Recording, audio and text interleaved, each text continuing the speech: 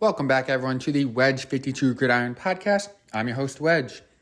Today's episode will be the Ravens Week 8 recap, as well as taking a look into the Baltimore Ravens Week 9 opponent. The Seattle Seahawks will be in town for the Sunday 1 o'clock kickoff for their Week 9 matchup.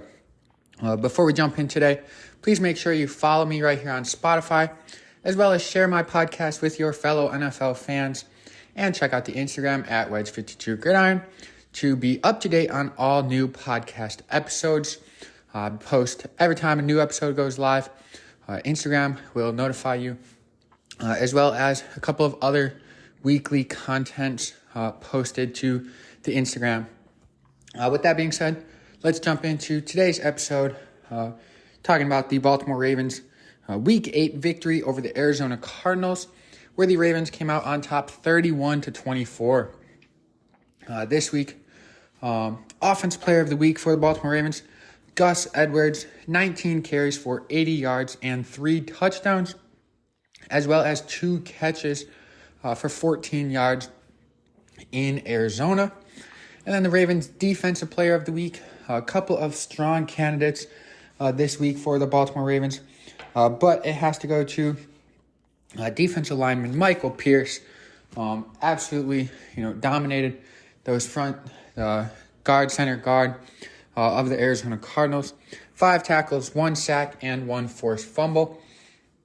He was absolutely bullying those offensive linemen throughout the entire game. So congratulations to Gus Edwards and Michael Pierce on being the Ravens Players of the Week.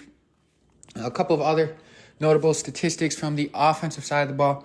Lamar Jackson went 18 for 27, just 157 yards, 1 touchdown, and no interceptions, as well as 5 carries for 17 yards on the day. Then Mark Andrews, 4 catches for 40 yards and a touchdown. Other than those couple of guys and Gus, not many, eye-popping stat lines. Zay Flowers had a handful of catches. Bateman had a couple. Nelson had a couple. But nothing really, eye-popping. More eye-popping than, Andrews 4 for 40 and a touchdown. Odell Beckham showed some frustration after drawing his 3rd defensive pass interference on him, in that last end zone attempt. He did voice that he was not mad at anyone. He wants to get in the end zone. He's, I don't know the exact number, but he has drawn at least, 6 or 7, pass interferences by the player guarding him already so far this season. They're obviously worried and they're holding on to Beckham, and Beckham just wants to score. Zay Flowers, I want to say, had 5 catches, like 40, 50 yards, something like that. Overall, kind of a lackluster day by the offense, but it was enough to get the job done, and they did manage to score 31 points on a day that did not feel like the offense was really producing. So that is a good sign for the Baltimore offense. Most of that, 21 of those points or 18, come from Gus Edwards this week. But definitely a good thing. The offense didn't look horrible.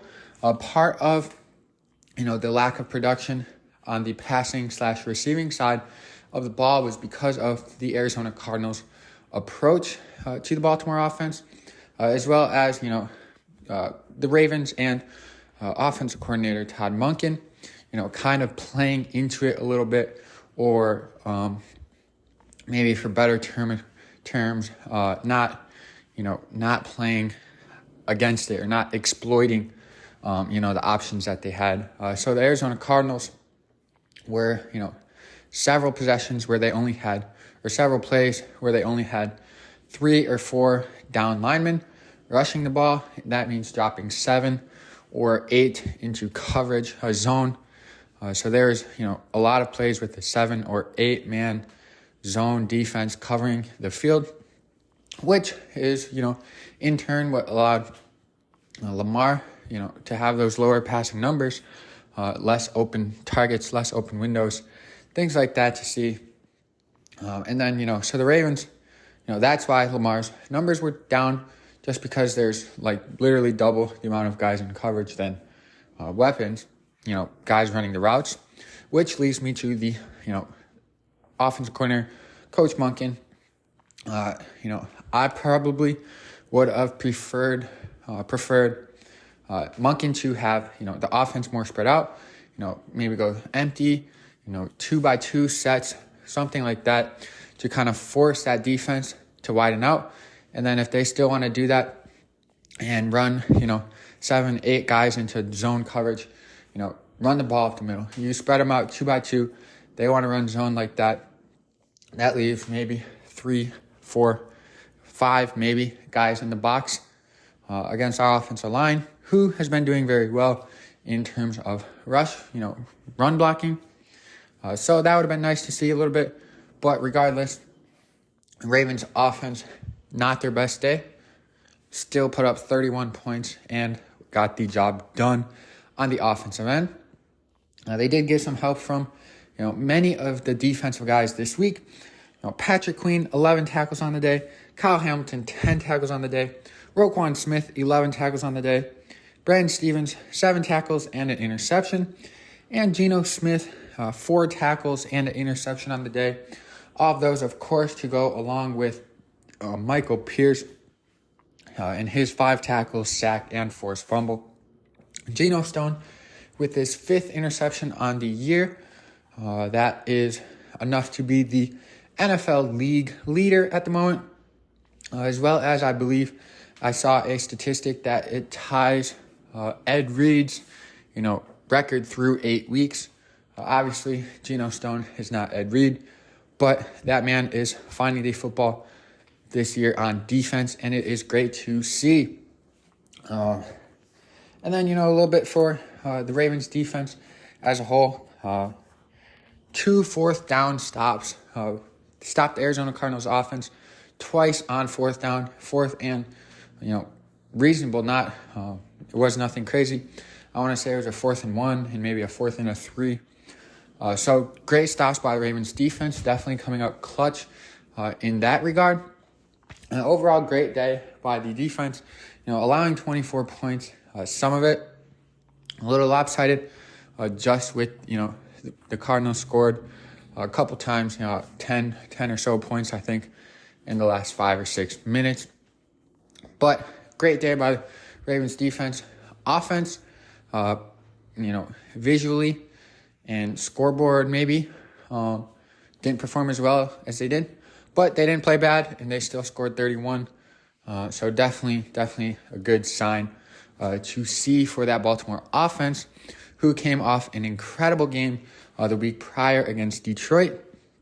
The Ravens will be looking for that kind of offensive explosiveness against next week's opponent, the Seattle Seahawks. For the Cardinals, though, Josh Dobbs had 25 out of 37 completions, 208 yards, 2 touchdowns, and 2 interceptions by that Ravens D, as well as 6 carries for 26 yards and a touchdown.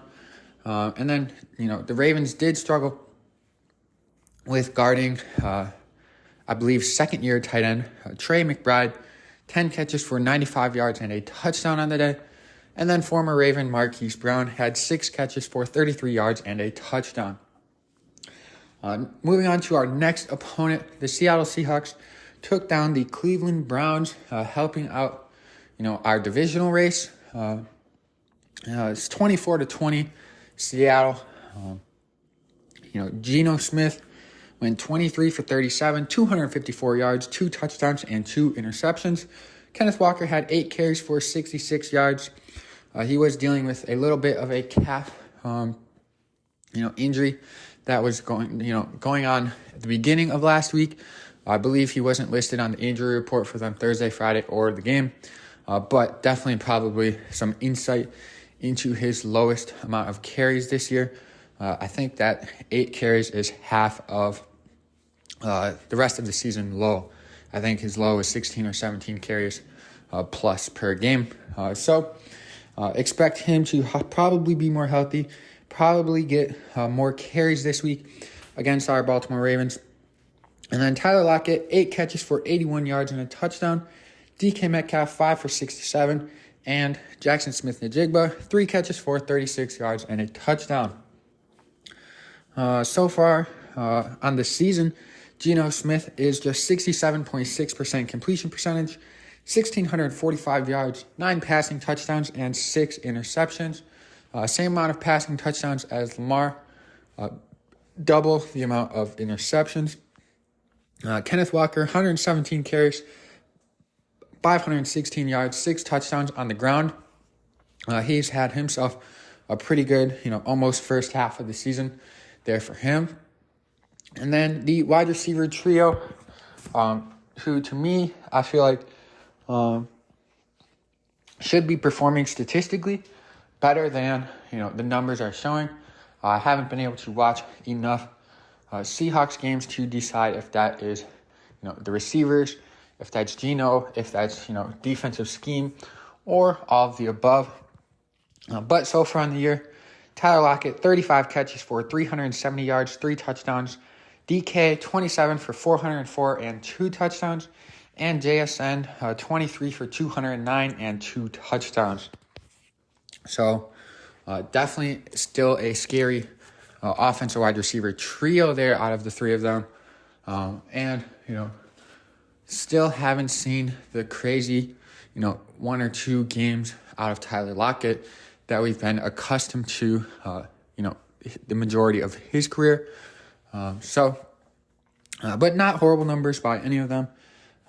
Just a little bit, underwhelming in my opinion, at least. On Sunday against the Browns, that Seattle defense had 3 sacks and 2 interceptions. They're led by Bobby Wagner, who has 76 tackles on the season, and Boye Mafe, who has 5 sacks on the year, as well as their very strong secondary with Diggs, Witherspoon, Woolen, and Adams makes for a very good secondary, starting 4 unit there over in Seattle. And then on the offensive side of the ball, overall, in general, 2, for the most part, underperforming offenses so far this season. Yes, the Baltimore Ravens started to pick it up, looked very, very good against Detroit. Even looked decent against the Titans, looked decent against a couple other games. That Steelers game, the offense looked decent, just the finishing result, actually making the catches wasn't there. So, definitely showing signs of improvement there for that Ravens offense. Hopefully that, continues here and sees more and more, success and strides in terms of that production, which may be needed this week against the very good Seattle secondary. That Ravens defense is, one of the top ranked, 6th in yards allowed per game, 3rd in pass yards allowed, 12th in rush yards allowed, points allowed. They are 1st, and they are 10th in 3rd down percentage allowed. So very, very strong defense in that Baltimore Ravens this year, and quite frankly, every year, that is what the Ravens are built on and known for, in having that strong defense performance year in and year out. The edge rushers have been, going into the season, our biggest concerns as Ravens fans was edge rush and secondary. Both of those units have performed incredibly well up to this point so far this season. I wouldn't be surprised if the Ravens still tried to add a piece to, either or both of those, whether it be the edge, kind of a rotational or starter kind of guy, or even just secondary help. Looks like Marcus Williams will be out again against Seattle. It's not confirmed yet. We'll see how that develops. But Geno Stone been playing phenomenal. But Ravens management may be looking to add another secondary piece, as a insurance / boost to that secondary unit in case something else happens to go wrong there, or if Marcus Williams is unable to return at 100% health this season. For that Seattle defense, a couple of strong points. Rushing yards allowed, they are 8th, and they are 11th allowed in points. Great secondary. Middle of the pack ranked passing yards allowed by that secondary, but they're part of that, I believe, is that secondary forcing opponent offenses to run the ball a little bit more to try and avoid them in where their front seven is doing pretty good at stopping rushing yards and putting their defense at 8th best in the NFL. So that just leaves me with my Ravens' 3 keys to success to increase their odds of beating the Seattle Seahawks in this upcoming Week 9 opponent. The Baltimore Ravens are currently 6-2, and the Seattle Seahawks are 5-2. Both teams sit atop of their division. Ravens' first key to success is going to be the defensive backs holding strong against their biggest test of the season since the struggling Cincinnati Bengals offense that we played in Week 2. This Seattle offense definitely has the most, widespread weapons that we faced. The next closest that we faced, besides Cincinnati, who was struggling very, very bad at the time, would have been that Detroit Lions with Jahmyr Gibbs, who was, just coming off an injury. David Montgomery didn't play. Amon-Ra, obviously, played well against us even. And then Laporta is okay. Jameson Williams was just starting to... Laporta is good. But Laporta, is okay in terms of weapon scale at this moment. But performing very well for a young tight end. And then Jameson Williams was just playing in his second game back after being suspended. So the quad of Kenneth Walker, Tyler Lockett, DK Metcalf, and JSN is definitely the largest array of weapons that Baltimore defense is going to be facing since Cincinnati, like I said.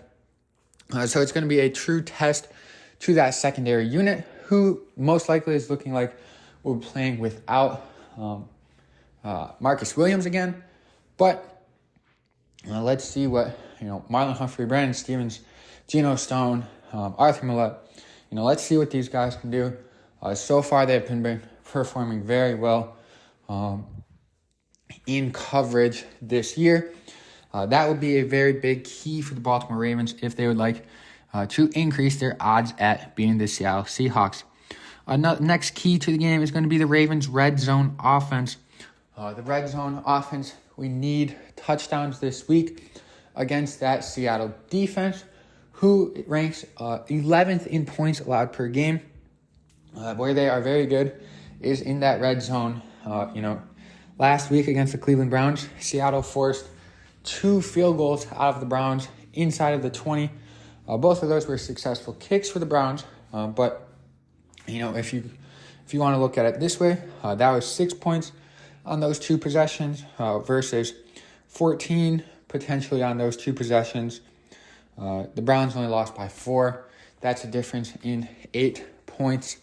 So touchdowns are going to be very critical for that Ravens offense this year, which kind of leads me to the third key to success for the Ravens, in my opinion, which is going to be spreading out the ball.